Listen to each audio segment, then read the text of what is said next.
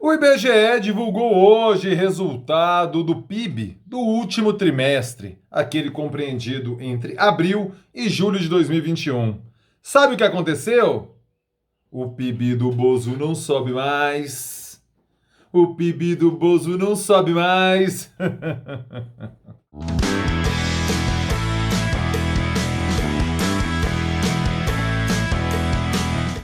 Fala aí, rapaziada! Tudo beleza? Bora gravar o vídeo de hoje, quinta-feira, dia 2 de dezembro de 2021. Começo pedindo para que você, caso ainda não tenha feito, não seja um vacilão, não seja uma vacilona, inscreva-se aqui no canal, sininho na fita, ative as notificações, porque é assim que o YouTube te avisa quando pinta vídeo novo por aqui. E você tá ligado, você tá ligada que pinta muito vídeo novo por aqui. Então, inscrição feita, sininho na fita, porque essas são as notificações. Bora começar o vídeo de hoje na pauta. Péssimo resultado para a economia brasileira, né? A gente faz a zoeira, tal, não sei o quê, que o PIB do bolso não sobe mais, mas a real é que é um mau resultado que pega para todos nós, no bolso de todos nós. Em particular para um estado que depende tanto da agropecuária quanto Goiás, já que os números do agro não foram nada bons no último trimestre. Um cenário de tempestade perfeita pegou o agro. Não particularmente os produtos de maior foco em Goiás, mas o agro por completo do Brasil teve um resultado muito ruim no último trimestre. E o pior de tudo, hoje, oficialmente, o Brasil encontra-se em estado de recessão técnica. O que é isso? Recessão técnica acontece quando por dois trimestres consecutivos o Brasil apresenta, o país, né, no caso, o país apresenta recuo, apresenta queda no PIB. Então, no primeiro trimestre de 2021, a gente apresentou menos 0,4 o PIB. No segundo trimestre, menos 0,1 foi o que o IBGE colocou. Vai lá, perto de zero, uma situação de estabilidade. Só que, para um país que precisa se recuperar do tombo causado pela pandemia no ano passado, os resultados não cedem esperança ao nosso povo de melhora. A verdade é que o desenho dado para 22 é de uma estagnação, aliada a essa estagnação, a uma situação de piora acumulada nos rendimentos, os salários, né, na inflação e nos juros, né, que estão muito altos. Então, ou seja, temos comprada já, e dificilmente escaparemos disso, uma piora do macro cenário econômico que vai reverberar no nosso micro, no nosso bolso, na nossa vida cotidiana, nossa vidinha ordinária, arroz e feijão, vai ser prejudicada por essas questões macro. E quem foram os vilões, segundo o IBGE? A gente teve um problema na exportação, que caiu menos 9,8%. O setor de importação caiu menos 8,3%. A agropecuária caiu menos 8%. Investimentos menos 0,1%. PIB menos 0,1, né? É isso aí que eu falei. A indústria zero. Consumo de governo cresceu 0,8. O consumo das famílias cresceu 0,9. E o setor de serviços, puxado principalmente pelos setores de educação e saúde, cresceu 1,1%. Isso é fácil explicar, né? Com a retomada das pessoas às ruas, o setor de educação que foi muito atingido durante a pandemia e o setor de saúde, em particular, aquelas consultas rotineiras, as cirurgias eletivas, elas ficaram prejudicadas no período auge da pandemia, né? As pessoas preferiram se preservar, esperar a situação melhorar e agora com o crescimento, com a vacinação que está acontecendo com boa fluidez no Brasil, esses setores começam a retomar. Mas em particular a agropecuária é que precisamos nos atentar pelo que aconteceu ali. A gente teve o efeito do clima adverso que prejudicou o plantio e quebrou várias safras no Brasil.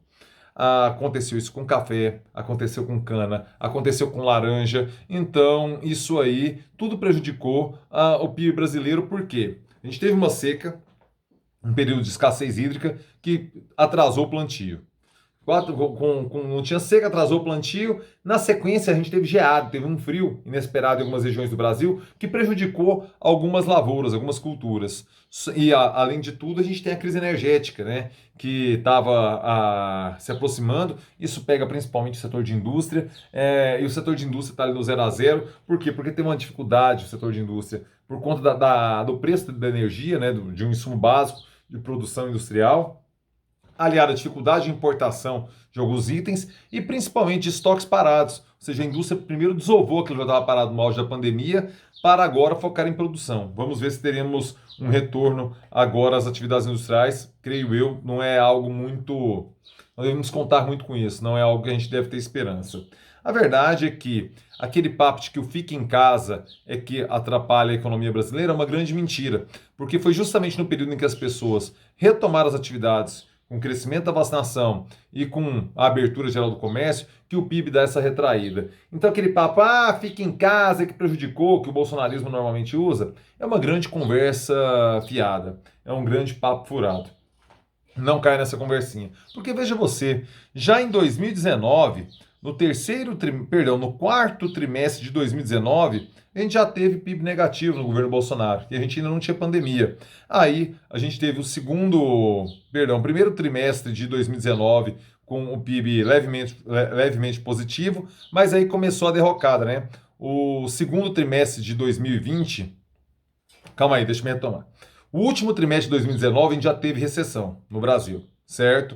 O último trimestre de 2019 não existia nem pandemia na história. Era só incompetência do governo Bolsonaro capitaneada pelo Paulo Guedes. No primeiro trimestre de 2020 tivemos uma pequena subida, mas já no segundo trimestre, aí sim podemos falar que a responsabilidade da pandemia, tivemos um retrocesso de 2,3 pontos percentuais e no segundo trimestre 8,9 pontos percentuais negativos. E sempre pensando que um trimestre é comparado com o anterior, ou seja, foi um tombo de 8,9 perante um tombo anterior que já era de 2,3. É uma doideira, a gente estava numa derrocada. A partir do terceiro trimestre de 2020, o que aconteceu? Pagamento do auxílio emergencial. Isso fez com que a economia do Brasil saltasse para 7,8 pontos percentuais de crescimento. Na sequência, no quarto trimestre de 2020, 3,1 pontos percentuais. E aí a gente tem a diminuição, né, do auxílio emergencial, né, mais de R$ 600, diminuiu o número de pessoas atingidas. E no primeiro trimestre agora já de 2021, nós tivemos 1,3 de crescimento. Aí depois, no segundo trimestre de 2021, menos 0,4 e agora no terceiro trimestre de 2021, menos 0,1%. A verdade é que temos um governo que, além de não saber o que faz, na perspectiva econômica, além de uma arrogância e uma empáfia tremenda do Paulo Guedes, além de uma preguiça gigantesca que não gosta de trabalhar, ainda não é lá muito sortudo.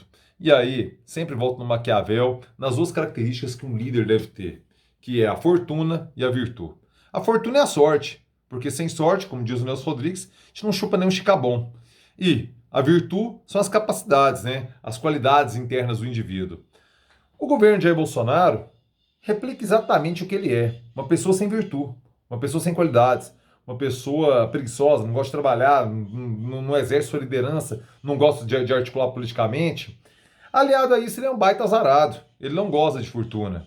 Ele teve essa pandemia, ele teve uma crise climática. E quando você não tem talento para reverter os reveses que a vida vai colocando, a gente desemboca nesses resultados pífios e trágicos que a economia brasileira estão nos ofertando.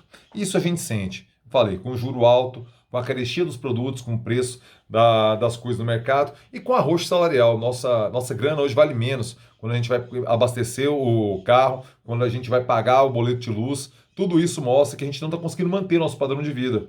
E essa derrocada na qualidade de vida das famílias brasileiras certamente cobrará seu preço nas eleições de 2020. Bolsonaro, que se prepare. O povo brasileiro não vai esquecer a piora da vida dele sob a perspectiva econômica. A nossa piora de vida, sob a perspectiva econômica, e nem estou falando agora da tragédia da pandemia, da roubalheira, não estou entrando nada disso. Estou falando só de economia. Juros altos, inflação galopante, sem dinheiro para pagar as contas, meu amigo, ninguém dá conta. Nem Bolsonaro, nem ninguém. Por isso que ou ele dá conta da economia ou dificilmente será bem sucedido no ano que vem. Quero saber a sua opinião, por favor. O PIB do Bozo cresceu por aí? Você conseguiu ganhar uma graninha? Ou tá, como a maioria do nosso povo, lascado, com dificuldade? Dificuldade de encher o carrinho, dificuldade de encher o tanque, dificuldade de pagar o boleto de energia. Como é que tá? Por favor, comentário na fita. Chegou até aqui, aquele like esperto, aquele like maroto, aquele like que fortalece, aquele like que o algoritmo reconhece como a sua fortalecida. Likeia aí. Deixa seu joinha, meu velho. Deixa seu joinha, minha filha. Live no final de semana. Vamos receber amanhã, sexta-feira, às 9 da noite, eu e André Rodrigues, aqui na Tirem as Crianças da Sala, o juiz lá de Águas Lindas de Goiás, em torno do Distrito Federal, Felipe Moraes. Vamos trocar uma ideia com ele sobre política antidrogas, criminalidade, racismo estrutural. Tudo isso vamos tratar na live de amanhã com o juiz Felipe Moraes. Conto com sua audiência amanhã, sexta-feira, às 9 da noite. Sabadão, 9 da noite, eu e Morguinha na Clássica Etírica Morgue Costa. Estamos esperando vocês. Estou esperando vocês amanhã, sexta, às 9 da noite. Sabadão também às 9 da noite. Beleza? Rapaziada, ótima quinta-feira e termino com clássico. É nóis.